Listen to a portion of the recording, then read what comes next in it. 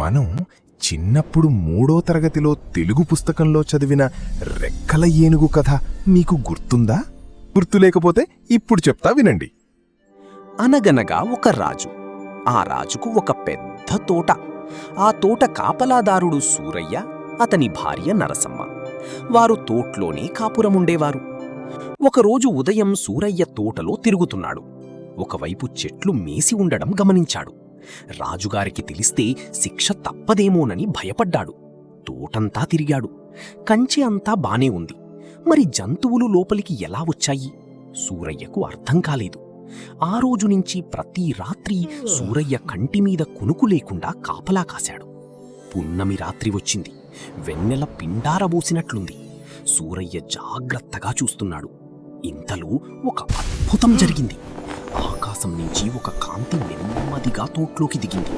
అది ఒక అందమైన రెక్కల ఏనుగు, మిలమిలా మెరుస్తోంది. సూరయ్య ఆశ్చర్యానికి అంతులేదు. ఆ ఏనుగు తోటంతా తిరిగింది. తనకిష్టమైన ఆకులన్నీ మేసింది. సూరయ్య ఏనుగును నెమ్మదిగా వెంబడించాడు. ఉదయం కావస్తోంది. ఏనుగు ఒక్కసారిగా గీంకరించింది. ఏనుగు పైకి ఎగిరింది. సూరయ్య గబుక్కున దాని తోక పట్టుకున్నాడు. ఆకాశంలోకి పయనించాడు. వింత లోకం చేరాడు. అక్కడ ఎటు చూసినా రత్నరాసులే.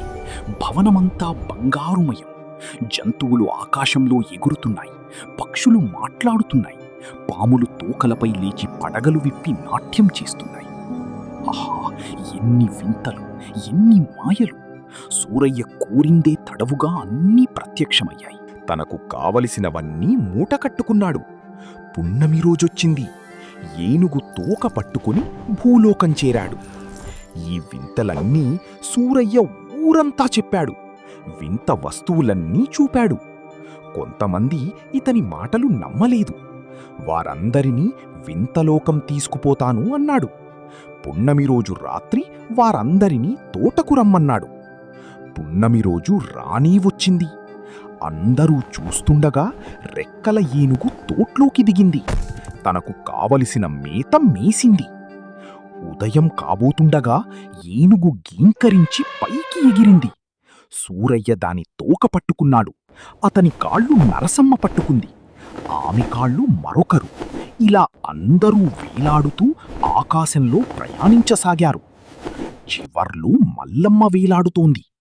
ఆమెకు సందేహం వచ్చింది. ఓపిక పట్టలేకపోయింది. వింతలోకంలో గుమ్మడికాయలు ఎంత పెద్దవిగా ఉంటాయి అని పైవారిని అడిగింది. వారు తమ పైవారిని అడిగారు. చివరిగా ప్రశ్న సూరయ్య వరకు చేరింది. సూరయ్య ఉత్సాహాన్ని ఆపుకోలేకపోయాడు. గుమ్మడికాయలు ఇంత పెద్దవిగా ఉంటాయని చూపబోయి చేతులు చాచాడు. అంతే. అదంతా కలేనా లేదా నిజంగానే జరిగిందా?